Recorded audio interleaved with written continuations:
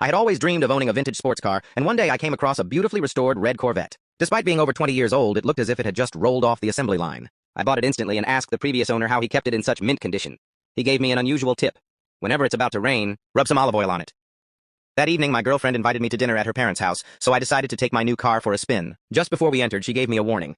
At dinner, no one speaks. The first person who talks has to do all the dishes. As soon as I stepped inside, I realized something strange. Dirty dishes were stacked on every surface. There were towers of plates on the kitchen counters, cups filling the sink, and even bowls stacked on the stairs.